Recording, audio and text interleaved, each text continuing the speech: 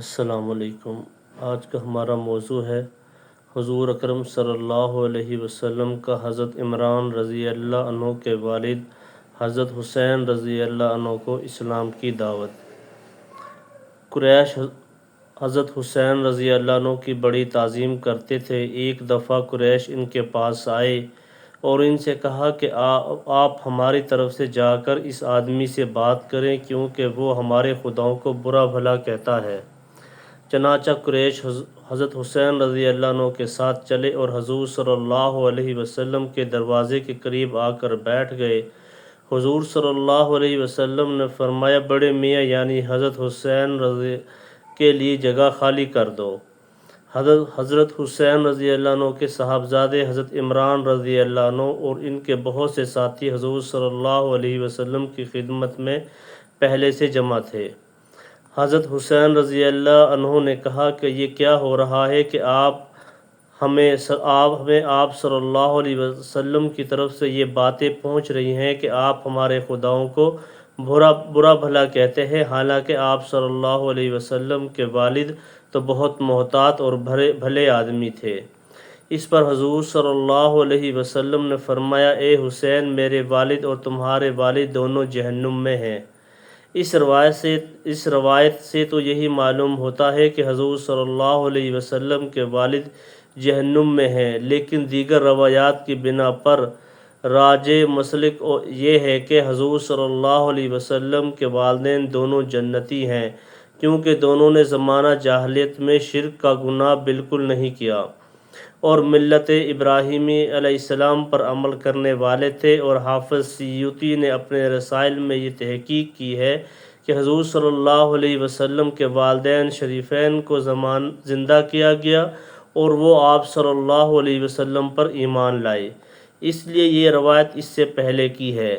اے حسین، اچھا یہ تو بتاؤ کہ تم کتنے خداؤں کی عبادت کرتے ہو؟ حضرت حسین رضی اللہ عنہ نے کہا کہ میرے 7 خدا ہیں، 7 خدا زمین پر ہے اور ایک خدا آسمان میں ہے۔ حضور صلی اللہ علیہ وسلم نے فرمایا، جب تمہیں کسی قسم کا نقصان پہنچتا ہے تو کس خدا کو پکارتے ہو؟ حضرت حسین رضی اللہ عنہ نے کہا، آسمان والے خدا کو۔ آپ صلی اللہ علیہ وسلم نے فرمایا، جب مال ہلاک ہو جائے تو کس کو پکارتے ہو؟ حضرت حسین رضی اللہ عنہ نے کہا کہ آسمان والے خدا کو۔ حضور صلی اللہ علیہ وسلم نے فرمایا، یہ عجیب بات ہے کہ تمہاری پکار پر وہ اکیلا تمہاری فریاد رسی کرتا ہے اور تم اس کے ساتھ اور خداؤں کو شریک کرتے ہو۔ کیا تم آسمان والے خدا کی رضا اجازت سے ان دیوتاؤں کو شریک کرتے ہو یا ان دیوتاؤں سے ڈرتے ہو کہ اگر تم ان کو شریک نہیں کرو گے تو وہ تم پر غالب آ جائیں گے؟ حضرت حسین رضی اللہ عنہ نے کہا، ان دونوں باتوں میں سے کوئی بھی بات نہیں ہے۔ حضرت حسین رضی اللہ عنہ کہتے ہیں کہ اس وقت مجھے پتہ چلا کہ آج تک ان جیسی بڑی ہستی سے میں نے بات نہیں کی۔ حضور صلی اللہ علیہ وسلم نے فرمایا، اے حسین، مسلمان ہو جاؤ، سلامتی پالو گے۔ حضرت حسین نے کہا، میری قوم ہے اور میرا خاندان ہے، اگر اسلام لاؤں گا تو ان سے مجھے خطرہ ہے، اس لیے اب میں کیا کہوں؟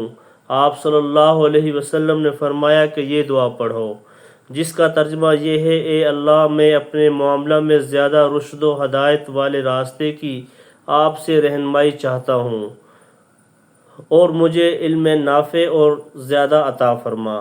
چنانچہ حضرت حسین رضی اللہ عنہ نے یہ دعا پڑھی اور اسی مجلس میں اٹھنے سے پہلے ہی مسلمان ہو گئے۔ یہ دیکھتے ہی حضرت عمران رضی اللہ عنہ نے کھڑے ہو کر اپنے والد حضرت حسین رضی اللہ عنہ کے سر اور ہاتھوں اور پیروں کا بوسہ لیا۔ جب حضور صلی اللہ علیہ وسلم نے یہ منظر دیکھا تو آپ صلی اللہ علیہ وسلم کی آنکھوں میں آنسو آ گئے اور فرمایا، عمران رضی اللہ عنہ کے رویہ کی وجہ سے مجھے رونا آ گیا کہ ان کے والد حسین رضی اللہ عنہ جب اندر آئے تو وہ کافر تھے۔ اس وقت عمران رضی اللہ عنہ نہ ان کے لیے کھڑے ہوئے اور نہ ان کی طرف متوجہ ہوئے، لیکن جب وہ مسلمان ہو گئے تو فوراً ان کا حق ادا کر دیا۔ اس کی وجہ سے مجھ پر رکعت طاری ہوئی۔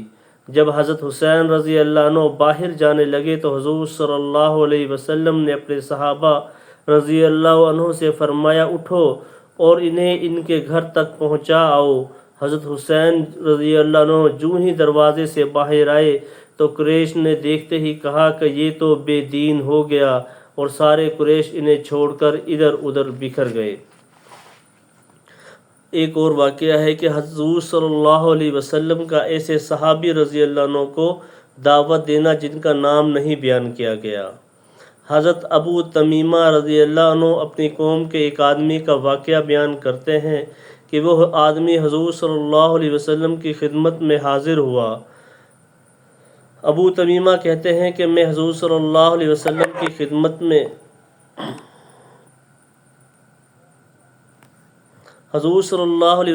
خدمت میں موجود تھا۔ وہاں ایک آدمی آیا اور اس آدمی نے پوچھا کہ آپ صلی اللہ علیہ وسلم اللہ کے رسول ہیں، یا یہ پوچھا کہ آپ محمد صلی اللہ علیہ وسلم ہیں۔ حضور صلی اللہ علیہ وسلم نے فرمایا ہاں۔ پھر اس نے پوچھا کہ آپ صلی اللہ علیہ وسلم کس کو پکارتے ہیں؟